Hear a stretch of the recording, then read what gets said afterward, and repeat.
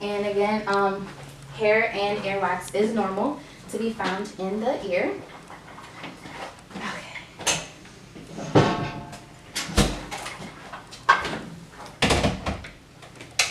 Okay, so if you can turn back around, and I'm going to assess your smell. So if you can close your eyes for me, and this is cranial nerve number 1 that I am assessing. And if you can close one of your nostrils, I'm going to do this on both nostrils, and you just tell me what this scent is after you smell. Okay, and close your other one. Okay, what do you think that is? Orange. Great. Okay, so I am next going to ask you to clench down on your teeth, okay? So clench down your jaw, and this is cranial nerve number 5. Okay, great. And then I'm going to ask you to perform a couple of facial expressions. So if you can smile for me, frown, wrinkle your forehead, puff up your cheeks. Great. Okay, and I'm next going to ask you if you can close your eyes for me, okay?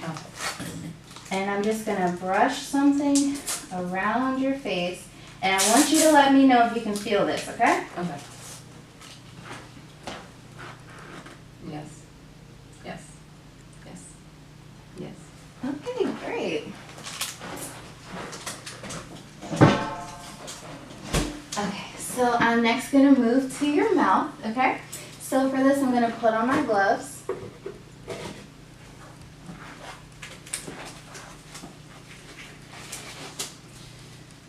I'm going to use my pen light to take a look in your mouth. So I'm first looking at my patient's lips, and her lips aren't chapped and aren't excessively moist, which is great. There are no bumps and no lesions around her mouth as well. So if you can open up your mouth for me. First, I'm going to check your gums. Okay, your gums are nice and pink. Okay.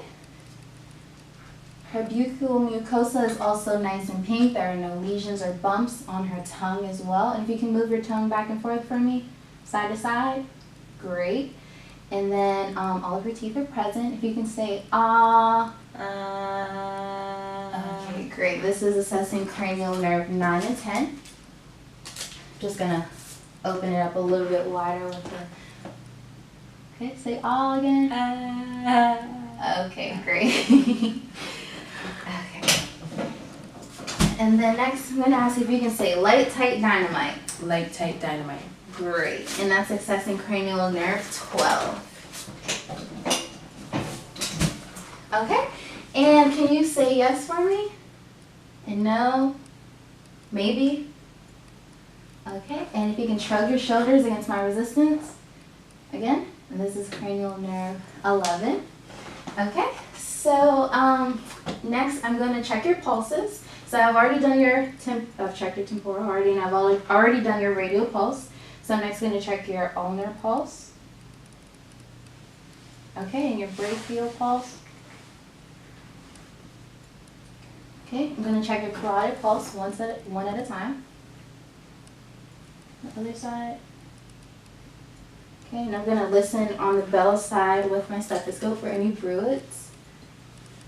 If you can hold your breath for me. Okay, great. On this side. Okay, great. Okay, so next I'm going to check your lung sounds. So I'm observing my patient's chest, and she is breathing at a normal rate. The depth is normal as well, that her chest is moving. And as she breathes, I notice that she is not using any accessory muscles. She is breathing with her lungs. Her shoulders are rising and falling as she is breathing, which is great. So I'm going to have you turn around. And while we're here, first I'm going to ask you if you can hyperextend your neck and swallow. Okay, great. Checking your thyroid gland. Your thyroid. Okay, and so every time you feel my palms on your back, I want you to repeat the words 99, okay? Okay. 99, 99, 99, 99, 99. Okay, great. And next I'm going to listen as well, auscultate. So when you feel my stethoscope move, just going to ask you if you can take a deep breath. Okay.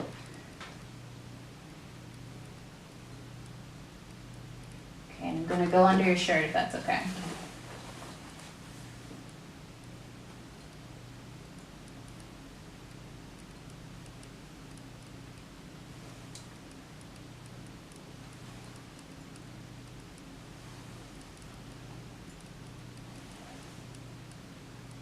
Okay, great. And we're gonna do the same thing in the front, okay? Okay. So again, every time you feel my palms, just repeat 99. 99, 99, 99, 99, 99. Okay, we're gonna auscultate again.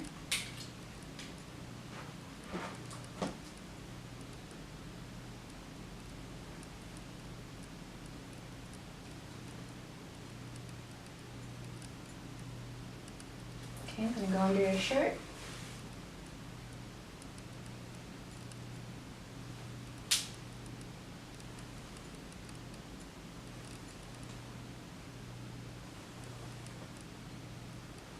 Okay, good job. So I'm just gonna have you swing back forward. Okay, so I'm next gonna move to your heart sounds, and I'm just gonna assess your chest wall first. I'm gonna palpate. I'm feeling your lips, which is good. Okay, you can just lean back for me.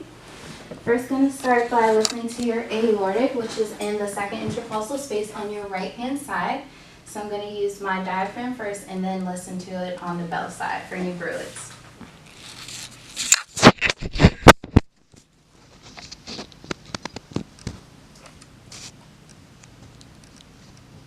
Okay, next is your pulmonic, which is also in the second intercostal space, but on the left side. And this is also where S2 is heard the loudest. Gonna listen to the diaphragm first. And then the bell for any bruits.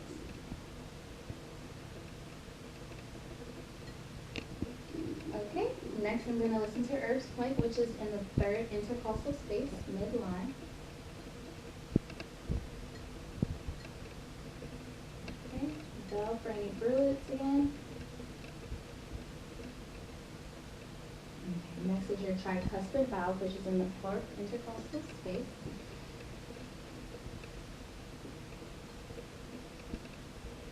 Great.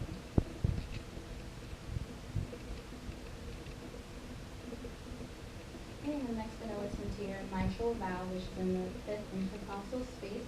And this is also where S1 is heard the loudest, and this is also where your PMI can be heard as well.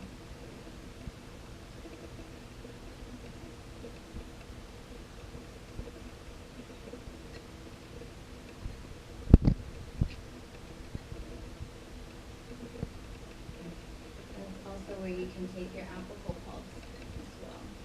Okay, so then next I'm going to check your capillary reflex. Great. Okay, I'm gonna check for skin turgor as well. Okay. Okay, and can you put your fingers like this? And this is checking for clubbing. Okay, and there's no signs of clubbing, which is great. So I'm just gonna lay you back. Okay. Gonna extend your legs. Okay, so I'm first gonna check the rest of your pulses while we're here. So I will check your femoral pulse, which is in the inguinal region right here. And if you can bend your legs for me, both of them. I'm gonna check your popliteal pulse. Okay. Okay, then your dorsalis pedis pulses. I'm sorry, your posterior tibialis pulses. And then this will be your dorsalis pedis pulses that I would check as well. Then I would also do capillary refill on your toes as well. Okay, and just lean. And I'm also next going to check for any edema, and I'm also going to check for any crepitus of your joints. And are you feeling any pain today? No. Okay.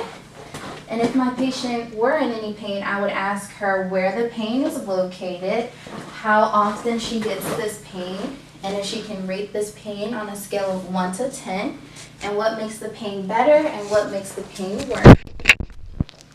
Okay, everything feels good.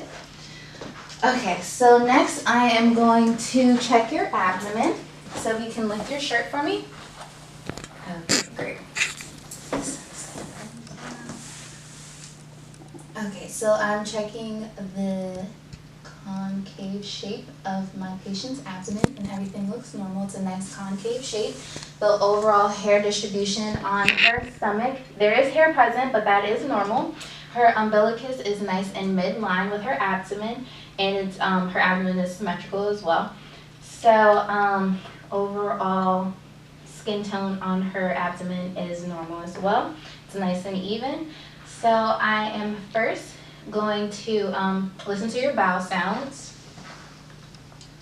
And this is going to be using my diaphragm. Going to start in the right lower quadrant.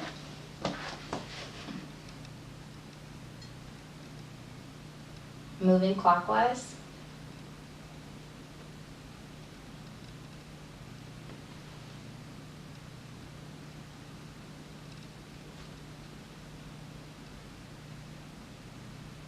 Okay, next I'm going to listen to your abdominal arteries, starting with your aorta, and you're going to use your bell side for this. Moving to your renal on both sides. Then iliac.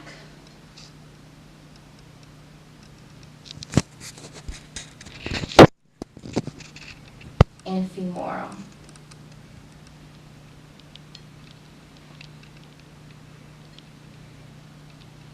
Okay, great. So next I'm going to percuss. Again, starting in the right lower quadrant.